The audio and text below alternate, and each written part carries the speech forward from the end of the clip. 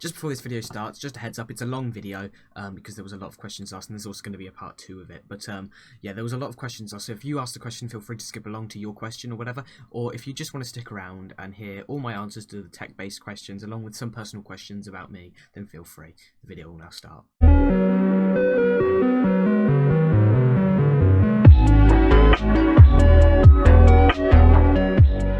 Okay, so I had no idea what to post. I haven't posted anything in a while, and I couldn't really think of many videos to make. So I thought, I tell you what would make a good filler video until I can get my steering wheel, which I bought, working and things like that, and get some more things in to do on the channel.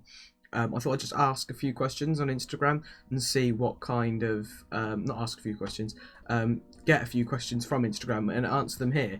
Questions that you guys asked, and so yeah. So I'm going to make a little thing on Instagram here now and just quickly post and then see what kind of questions we get, and then I'll just go through them and answer them. It's just going to be a chilled layback video of me just answering a load of questions, preferably to do with tech. May answer a few about myself, and that'll be about it. It's not a personal Q&A, it's more like a discussion about technology and things like that. So this isn't a Q&A, this is just like, say, people asking me my opinions on certain technology stuff. I don't know. I guess it is a Q&A, but it's not a personal Q&A, if you understand what I mean. So yeah, let's see what kind of questions we get. Okay, so we've given it some time, and so now let's have a look at some of the questions we've been given. So the first question is, what is the most expensive part of your computer, and how much did you pay for it? So the most expensive part of my computer was the Ryzen 5 3600X. So this was about a year and 2 months ago now. I purchased this, and at the time I think I got a good offer on it. It was about 215, 220, and at the time, for the trending prices in the UK, that wasn't too bad at all. So yeah, I paid 220, 215, that kind of area for it. And yeah, it was a decent deal at the time. There were cheaper ones for sale, but I got this from a trusted, reputable company instead of, I think may have got it from Currys. Either that or eBay. I didn't get it from a eBay seller because it was the most expensive part of the build. Smeglin says, what graphics card would you recommend for a mid-tier PC build? So at the moment, graphics card prices have gone stupid. You have a look and you'll struggle to find a 1050 for like less than 150 for some reason. That's pretty much how much you could get them new over a year ago. It's ridiculous how prices have gone up, and I haven't really been keeping much track on the prices of graphics cards, so I'm not too sure why that's happened, but it has, and it sucks. So I don't know. When prices are normal, a mid-tier card would be something, say like a 1650 Super, or if you're pushing the budget a bit on mid-tier, 1660. Then if you want to go down the ray tracing way, mid-tier 2060, RTX 2060.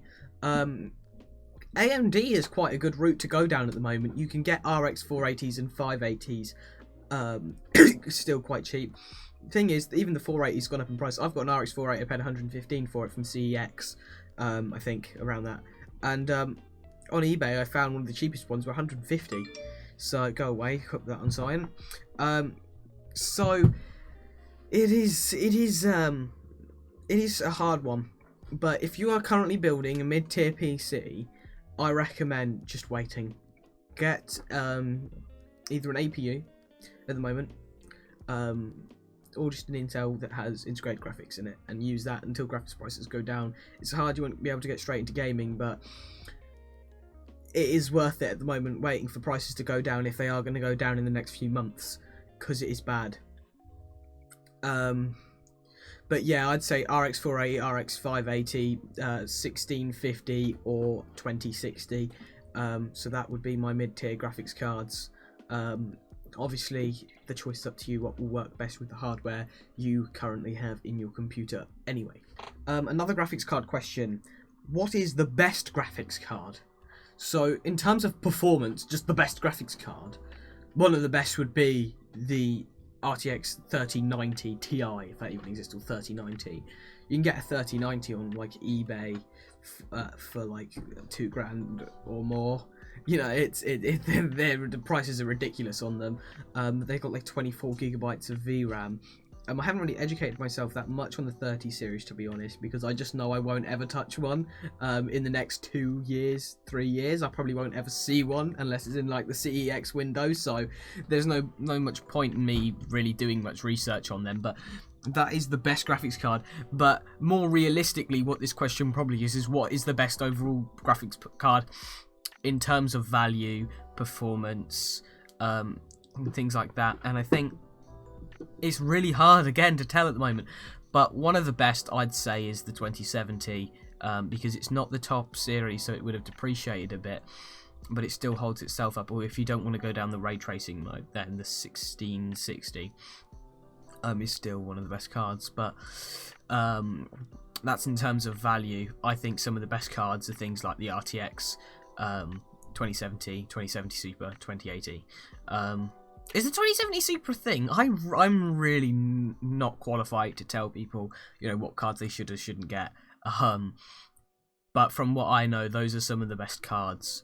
But if you're asking what is like the best graphics card you can possibly get, gaming purpose wise, 3090. Next question is a question I get answered a lot. And Lana's asked me, how much was your setup altogether? I get this question quite a bit, actually. How much do you reckon you paid for the whole lot? Some of the stuff I got was free from like parents and family and things like that. So I don't know what you're asking, whether it's everything, how much it's worth, or how much I paid. But if we want to go down the route of how much I paid, mouse and keyboard together is probably 50. All the monitors put together, that's probably about 165. TV 100. PC 775, 750. Desk 30. All these tiny things add up bit by bit. Webcam 50, microphone 50, chair 40. It all adds up, but eventually it's at least £1,000 if you include everything. And if you want to speak about how much everything is worth, we're talking at least £1,500. As much as it may not look like it's worth £1,500, some of the stuff is more expensive than it looks, and some of the stuff is cheaper than it looks.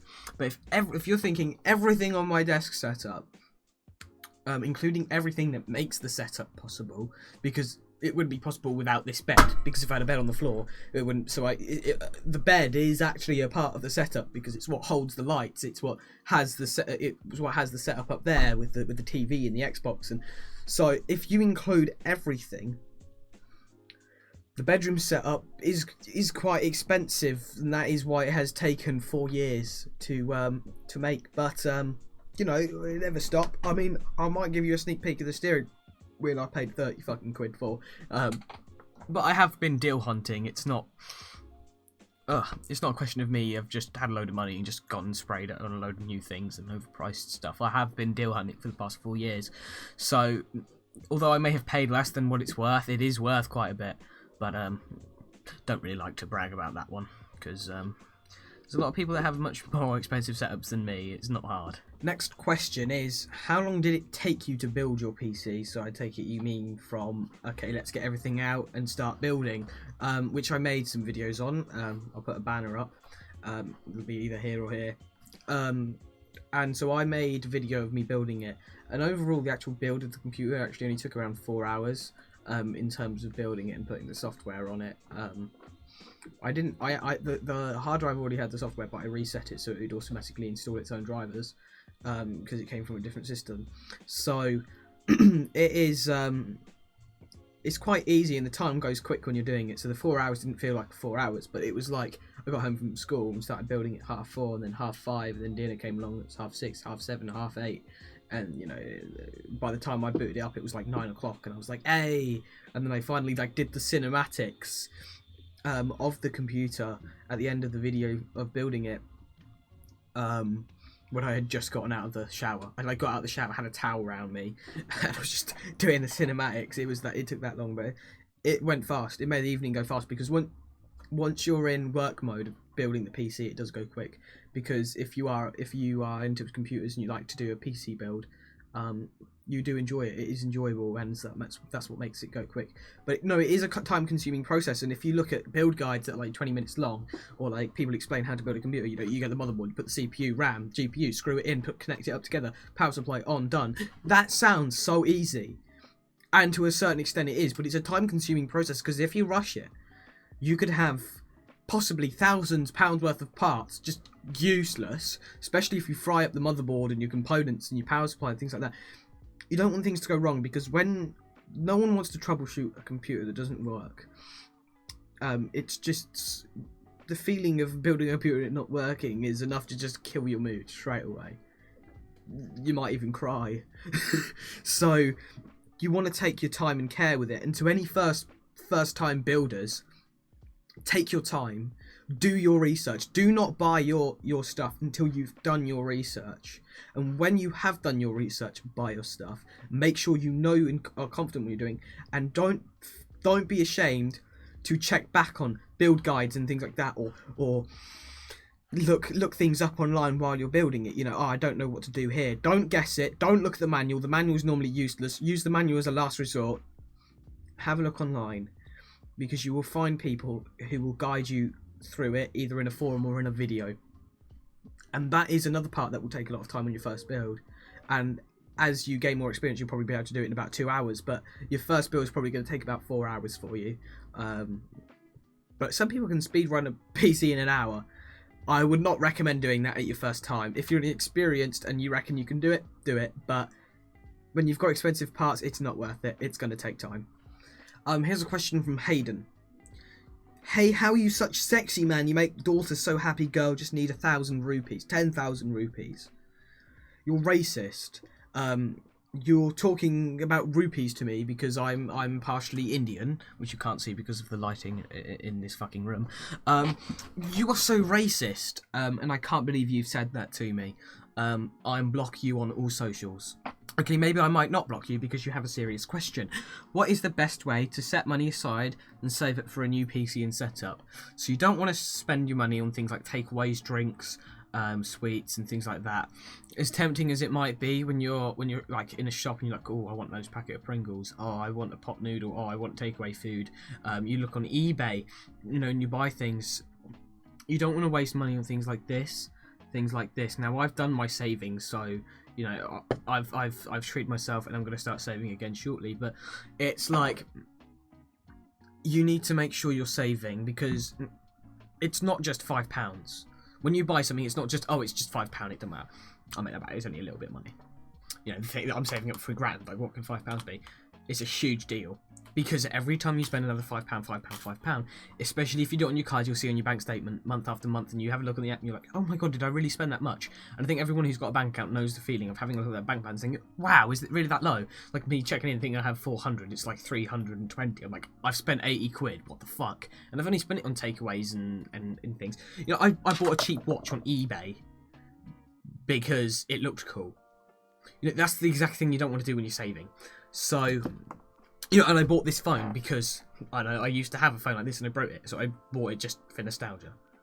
And it's things like that that are ridiculous. You know, my S8 is sitting up there. I didn't need a new phone, but I just got bored of it, so I bought this. So if I was saving up for a setup, I wouldn't do that. And you want to have it in cash. When it's on card, you'll spend it, so you want to have it in cash, because, you know, I've managed to save up 200 quid already in cash. Whereas if you do it on card, you will spend it. Another way to get the money in the first place, you know, it can be hard. If you've got a load of crap sitting around you don't use, sell it. That is one of the biggest ways you can make money. Another way is just ask people if they want any jobs doing, and you can do money for it, get money for it. Ask your parents, you know, can I do anything for a bit of spare change? And as much as, like, say someone gives you 7 quid for a job, maybe that doesn't seem like much, but if you do it multiple times, it will add up. So things like neighbours, family, friends, and things like that, it does add up. But you've also got to save over time and spend your money wisely. So that's all I can really say. And I wouldn't look at YouTube videos how to make free money in 2020 as teenager. Don't do that. Use your common sense. Ask people for jobs. That's how you make money. The way to make money is to offer someone a service for cash. Or if you're an adult, I wouldn't do it for cash because you're avoiding tax. You know what I mean. So that is the best way to make money. Lana asks, how good is your GPU? Good. Not great, not bad. Good. 8GB of VRAM, which is quite high, but it's not got the highest chip, like spec chip in it. But it does what I need it to do. It runs my 3 screens and it can play Minecraft. So, I'm happy. Jack, have you ever had sex with a computer? Yes, I made passionate love to a Dell Optiplex 745 before. You should try it. Opinions on the RTX 3000 series. When they first came out, they were good value. Now, there is no such thing as a good value graphics card anymore. A GT 710 will still run you back 50 quid.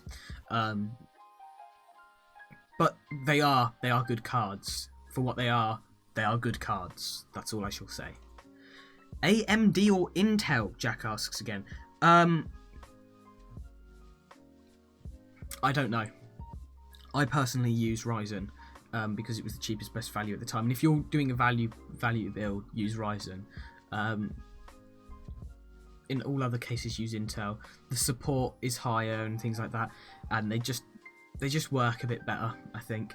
In AMD CPUs are still amazing, and they give Intel a great run for the money. Ryzen 5, Ryzen 7, they're great CPUs, and if you want to budget, Ryzen 3. And also, you know that the socket's going to be supported for a long time. AM4. Fucking hell. AM4 socket isn't going anytime soon. Whereas the LGA sockets and things like that, they go all the time. So it's really up to you, I think. But personally, I've used Ryzen in the past, and I would do for my budget build still, because the CPUs have not let me down. The fact that they were the ones to drive things like the Ryzen 3 having 4 cores made like the i3 get 4 cores and things like that, and they really have pushed how far CPUs have come, because Intel was just like, we've got no competition, we can just keep coasting, and then Ryzen came and gave them a good run for their money, and now the CPUs they've really took off, and the Intel 10 series is a very good series of Intel CPUs, but I personally use Ryzen. Right, so I just noticed the video is getting really long. Every little thing adds up. I've only just realised, I'm answering like all the questions, and it's gone up to half hour, so I need to split this, because otherwise there's gonna be a long half an hour video that no one's actually gonna watch, but most people would have gone by this point. If you're still here, thanks. And I'll release the other parts. So this is part 1, and I will see you in part 2. I'm gonna go make myself a cup of tea again, because I made one for editing, so I'm gonna make another one. So bye bye.